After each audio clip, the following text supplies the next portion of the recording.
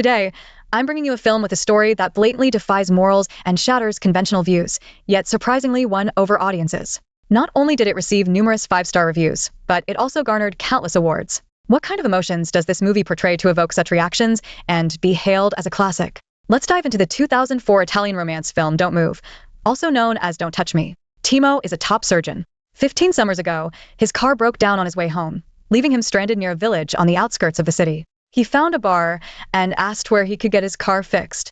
The bar owner told him there was a mechanic across the road, but wasn't sure if the mechanic was available. But he didn't know the way. Feeling a bit lost, a woman standing at the bar entrance told him, "I'm just passing by there. If you want, I can take you." The woman's name was Ida. She was at the bar when Timo was asking the owner questions, so she knew Timo was looking for the mechanic. However, when they arrived, the mechanic wasn't there. Timo decided to call home to tell his wife he'd be late. He asked Ida where he could find a phone booth. Ida said there was one far away, but wasn't sure if it worked. She pointed the way and intended to go home, but after walking a short distance, she felt a pang of conscience because many facilities in the area were broken.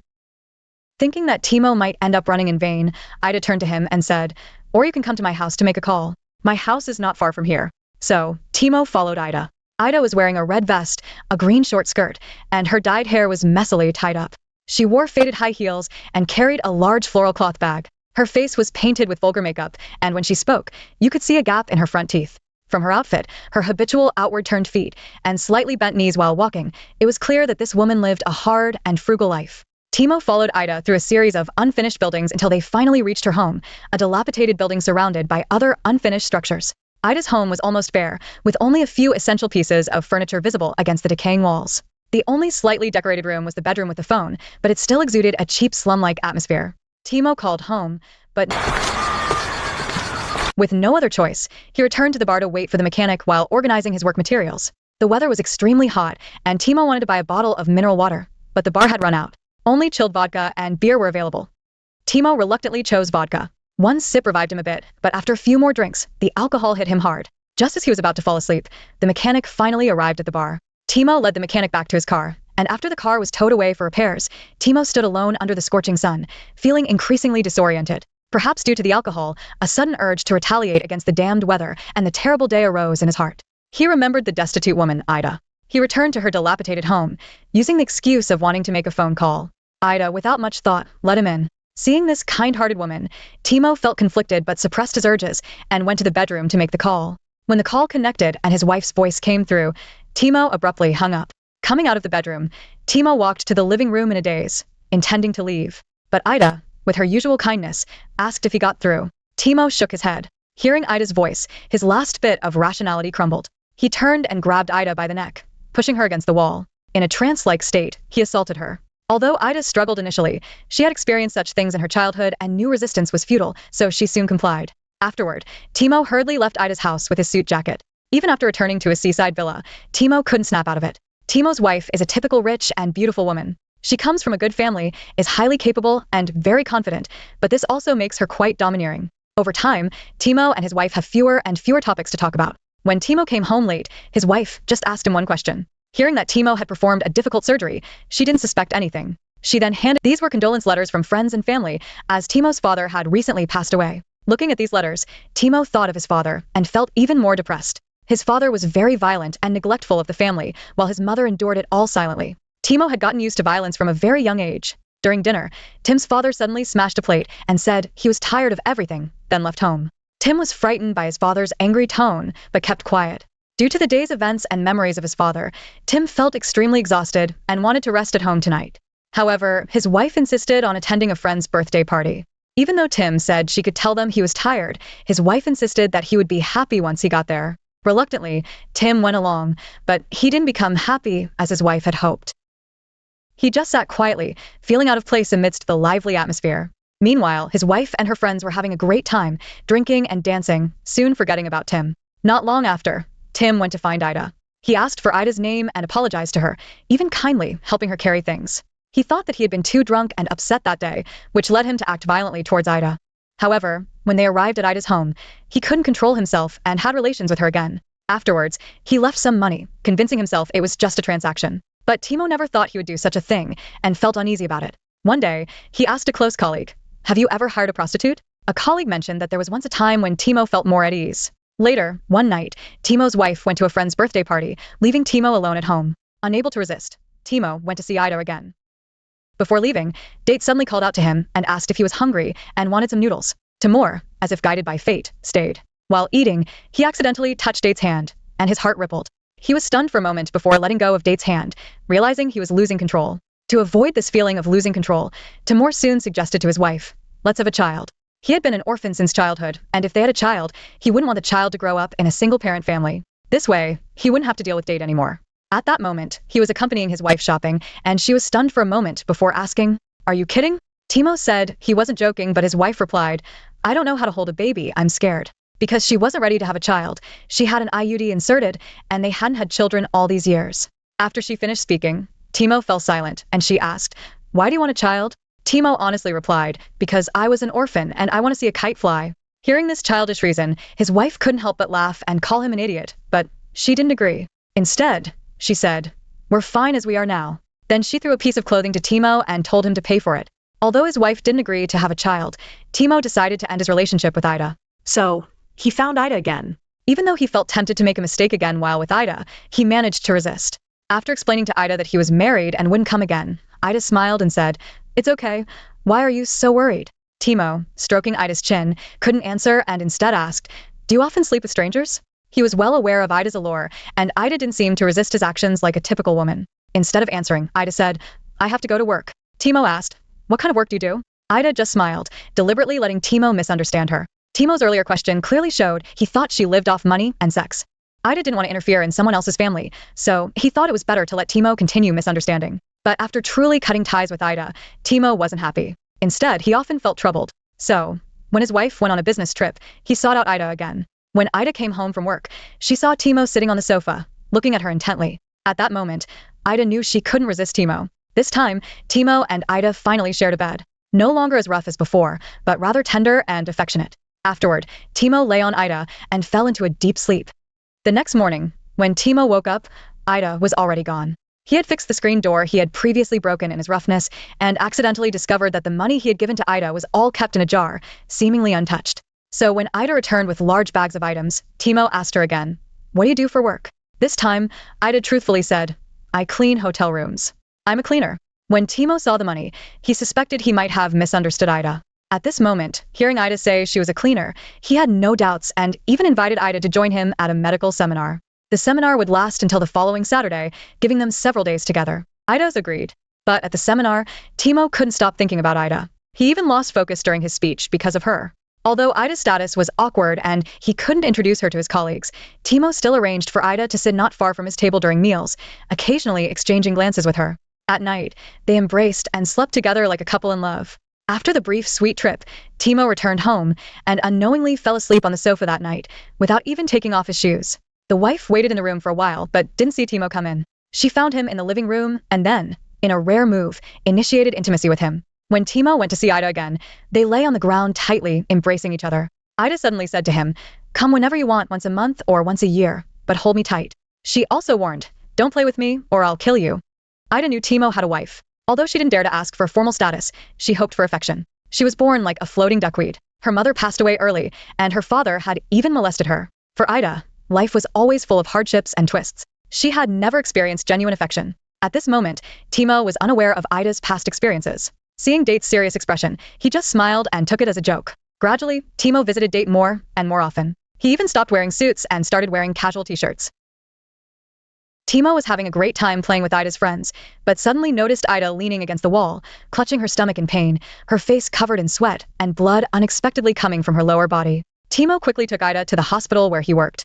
Although this would certainly make his colleagues suspicious about his relationship with Ida, Timo's hospital was the best in the area. At that moment, he prioritized Ida's health over everything else. It turned out that when they checked at the hospital, they found out that Ida was pregnant and the placenta had already separated, but the fetus was still alive. The placental separation was the reason for Ida's sudden abdominal pain and bleeding. After the colleague left, Timo asked Ida why she didn't tell him about the pregnancy. Ida, also shocked, cried and said she didn't know either.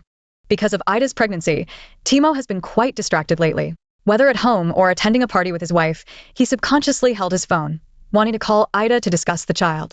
Although he really wanted a child, he was still in his marriage and couldn't give Ida more commitment or take on more responsibility. In the end, Timo still took Ida to get an abortion. Timo couldn't bear to follow Ida into the hospital, so he left her at the entrance, repeatedly telling her, "The doctor we booked is a good friend of mine, don't worry."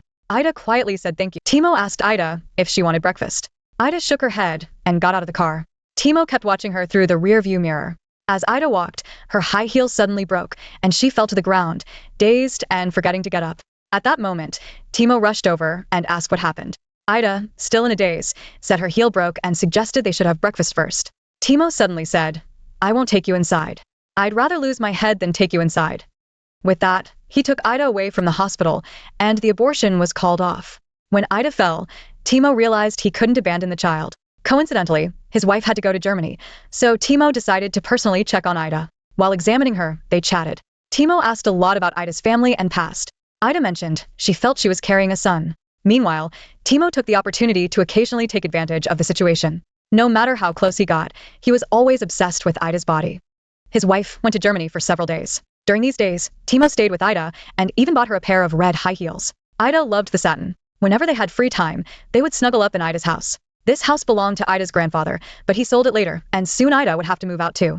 One day, while Ida was trimming Timo's toenails, she talked about her experience of being molested as a child. Timo felt heartbroken and saw Ida as even more fragile and helpless. This woman had been hurt by men since she was very young, yet when they first met, she still helped him enthusiastically. Even after learning he was married, she preferred to be treated as a prostitute and obediently cut ties with him to avoid disturbing his life. Thinking about all this, Timo finally decided to tell his wife about Ida. This way, he could take responsibility for Ida and prevent her from getting hurt again. However, before Timo could speak, he learned that his wife was pregnant. That day, she placed a postcard on the dining table. The postcard had an illustration of children flying kites and a message on the back saying, "I'm pregnant." It turned out that after hearing Timo say he wanted children, she went to the hospital to remove her IUD and successfully got pregnant. Timo was stunned for a moment as he looked at the postcard. His wife confirmed it was true and even told Timo that she had already thought of a name. This made it impossible for Timo to bring up the matter about Ida. Because he couldn't harm an innocent life and didn't want his child to grow up in a single-parent family, Timo didn't know how to tell Ida about this. After all, he had already made a promise, and Ida had been treating him better and better lately, showing great care and concern. While Timo was still figuring out how to deal with the situation involving two women and a child, his wife had already shared the news of her pregnancy with her family. Faced with the blessings of his in-laws and the joyful atmosphere, Timo could only force a smile. But Timo's heart was now with Ida, and his wife's pregnancy came. Magari sarà una bambina, brutta come.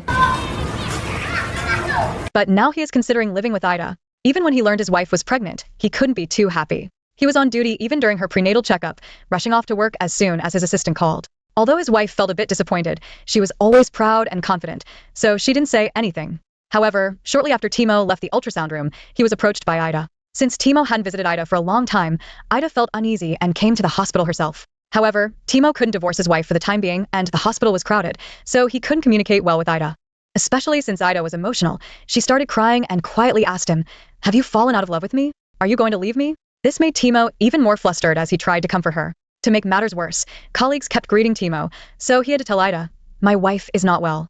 Upon hearing this, Ida immediately stopped crying and asked, "What's wrong with your wife?" But Timo couldn't come up with a reason on the spot, making Ida feel that Timo was hiding something from her. She stormed off in anger. Timo watched Ida's back, feeling a deep, lingering pain. After some time, Timo and his colleague boarded a plane to attend a seminar. But just before takeoff, Timo had a sudden realization. He decided that no matter what, he wanted to be with Ida. So, he grabbed his briefcase and insisted on getting off the plane. His colleague, who had a good relationship with Timo, followed him off the plane. Once they were off, Timo suddenly told his colleague, "I'm in love." The colleague, surprised, asked, "With whom?" Timo smiled and said, "With a woman." It was the first time he had confessed his affair. After saying it, he felt an extraordinary sense of relief. Then Timo went to Ida's house. To his surprise, he saw her dancing with a neighbor. Even when she saw Timo, Ida didn't stop. Timo, worried about the baby in her belly, reminded her that it wasn't good for her. Ida laughed and said, "I had a miscarriage." Timo was stunned and asked, "What did you say?" Ida, becoming emotional, shouted, "I had a miscarriage." She then went inside. Timo, in disbelief, followed her and said, "I want this baby, I want you." But Ida insisted that she had an abortion. As she spoke, she struggled. Seeing that she seemed to be telling the truth, Timo quickly asked, "Where did you have the procedure?" If the surgery isn't done properly, it can cause irreversible damage to the body. But then Ida mentioned a small clinic run by gypsies. Hearing this, Tim was immediately alarmed and begged Ida to go to the hospital for a checkup. However, Ida refused. She almost hysterically ran to the bedroom and climbed out onto the... It was just covered in a lot of dust. After a moment of silence, Ida told Timo that the person who molested her when she was a child was her father. Although Ida had previously mentioned to Timo that she had been molested, she had never said who it was. Now, suddenly learning this truth, Timo was truly stunned for a while. The figure of Ida lying there looked like a fallen leaf, so helpless and unsupported, as if she could drift away at any moment. And after that, Ida really disappeared. Time passed until Timo's wife was about to give birth. One day, Timo accompanied his wife to buy a dress for their daughter, as they had confirmed it was a girl. After leaving the mall and waiting for a car, Timo suddenly saw Ida in the traffic. It was raining at night, and without thinking much, Timo lied to his wife, saying he had forgotten his credit card in the mall and asked her to go home first. He then hurriedly ran into the traffic, but Ida was nowhere to be seen. Timo shouted Ida's name and searched all the way to a small alley across the road. Soaked by the heavy rain, Timo finally found Ida, who was also drenched, at the end of the alley. Even her bright red satin high heels were soaked. Ida had cut her hair short and looked much thinner. Timur approached her step by step, almost forgetting to breathe, not daring to walk too fast for fear of startling her. When he reached her, Timur put down the shopping bag in his hand and gently placed his hands on her shoulders, finally whispering, "Ida." Ida sat stiffly on the abandoned wooden ladder and told Timur to leave. Seeing Timur not moving, Ida became agitated again, hitting Timur to make him go. Timur wanted to explain but could only say, "I wanted to tell you, but I couldn't." Such incomprehensible words. Yes, if he told her that his wife was pregnant after Ida had lost her child, it would undoubtedly be an even deeper wound for her. But after that, he never had the chance to speak again. Date punched him a few more times, but eventually felt sorry and hugged him. Timo finally got to be close to the person he longed for. After calming down, Timo took Date to have something warm to drink. Timo asked Date why he cut his hair. Date said he had lice. Hearing this, Timo couldn't help but laugh, but Date noticed the shopping bag Timo had set aside. Then she took out the princess dress from the shopping bag. Timo, afraid that she would be reminded of the lost child and feel sad, wanted to stop her, but couldn't in time. However, Ida held the dress and smiled, gently asking, "Is it a girl?" Timo nodded. Ida carefully examined the delicate dress and instinctively said, "Don't wrinkle it." After speaking, she looked at the label and sighed in relief, saying, "Fortunately, this fabric is washable. Once ironed, it will look as good as new."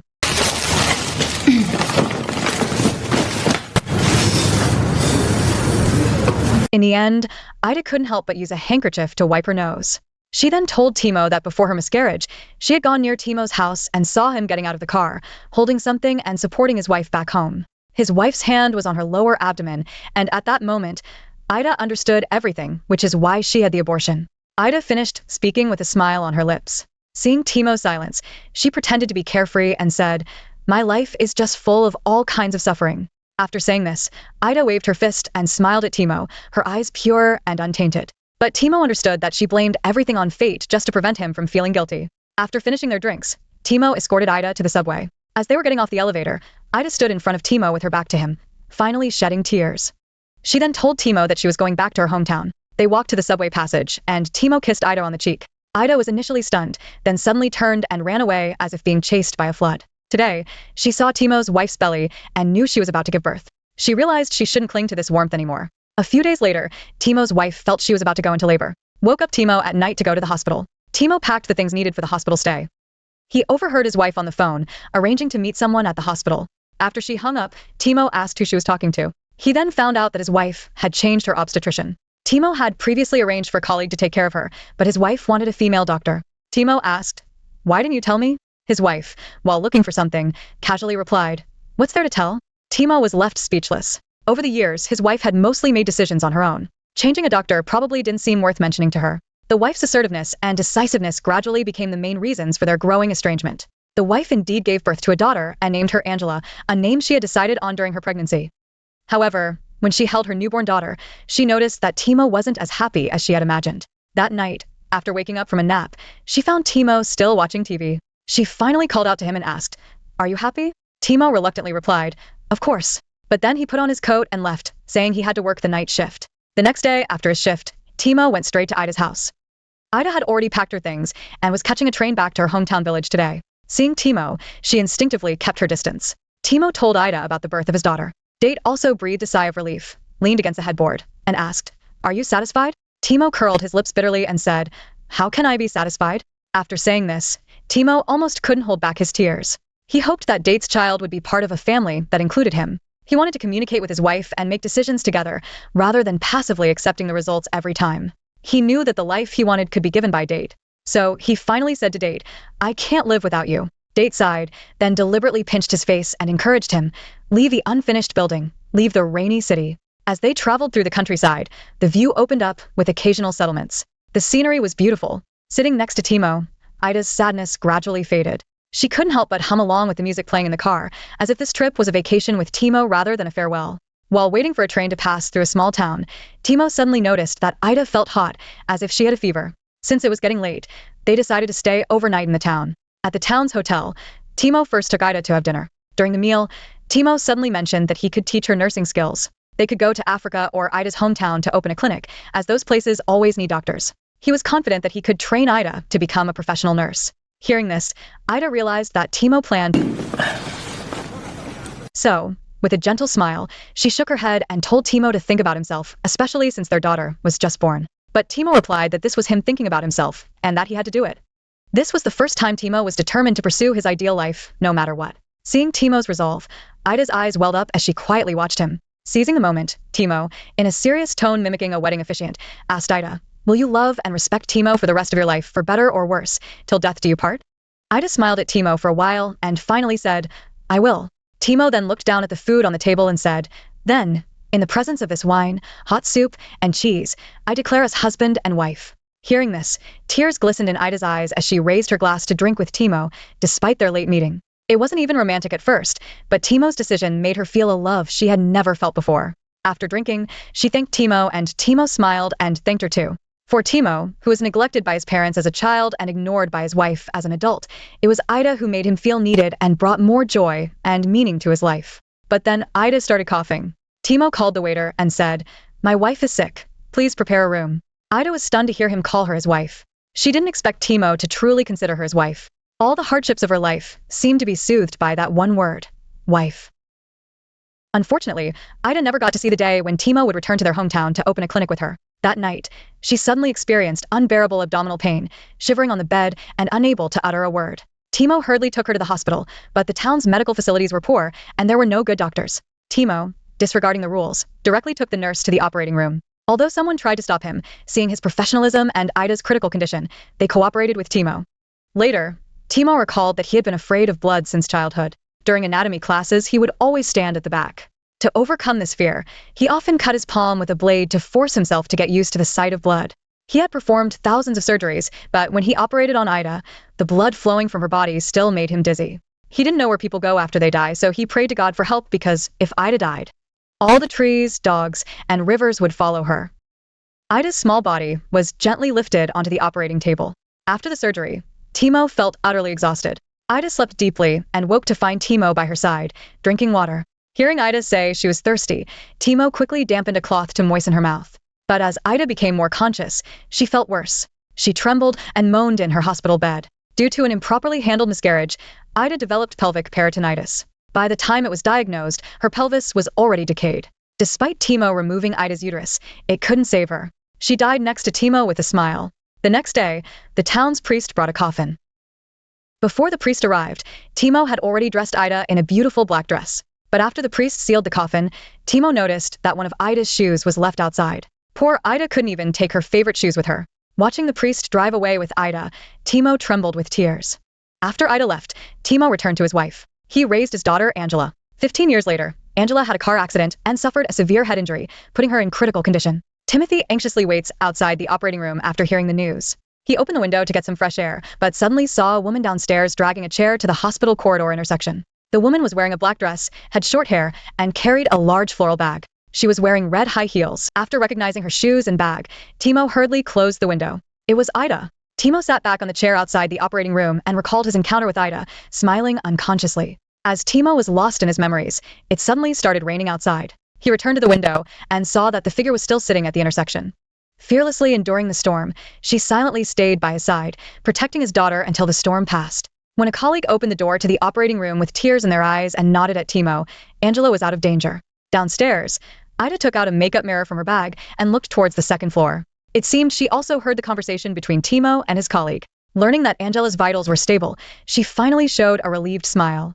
After finishing his conversation, Timo looked downstairs, only to find the chair at the crossroads empty. Ida had disappeared. Later, Timo went to his locker to get something and walked to the intersection. He took out the red high heel he had kept in his pocket for 15 years, kissed the tip of the shoe, and finally placed it at the intersection. With teary eyes, he turned and left. The film ended. This is a love that defies societal norms, yet it is deeply touching. Ida, a kind and innocent woman with no support, meets Timo, a successful man with a perfect wife who has always been neglected and repressed. Essentially, one is a rapist, another is a mistress. One is a surgeon afraid of blood, and another is a kind-hearted girl who is molested but remains warm and pure. They all have childhood traumas and are changed by life. Ida's kindness it shows when she deliberately makes Timo think she is a prostitute after learning he is married. It shows when she sees Angela's princess dress and, despite feeling sad about her lost child, she is not jealous but rather afraid of wrinkling the dress. Also, when she emotionally questions Timo about his change of heart, but immediately asks about his wife's health upon learning she is unwell. And when she pretends not to care, saying, "This is my fate," to prevent Timo from feeling guilty. A woman like this, who neither fights nor competes and even seems somewhat submissive, is not because she lacks desire or self-awareness. It's because she has never truly owned anything since. Therefore, when Timo asked her to have an abortion, she complied. When Timo said they should separate, she agreed. But if someone were to genuinely offer her their heart, she would undoubtedly cherish it as a precious treasure, unable to resist. Even years after her death, upon learning that her lover's daughter was in danger, she appeared outside his window to accompany him through the anxious times. This kindness was genuine and needed no embellishment. Some say Timo's wife is pitiful because Timo betrayed her, and even the daughter she gave birth to wasn't what Timo expected. The wife is indeed perfect, but too perfect, to the point where she doesn't need Timo. She makes all the decisions in life herself, repeatedly ignoring Timo's feelings. This makes Timo, who has been neglected since childhood, even more repressed and less able to communicate with her. Even when the wife noticed something was wrong with Timo, she didn't pay much attention. She was used to this way of life, used to being strong. If the wife were to become as obedient and gentle as Ida, would she really feel satisfied? Life and love are never measured by pity. Everything we seek in life comes with a corresponding price.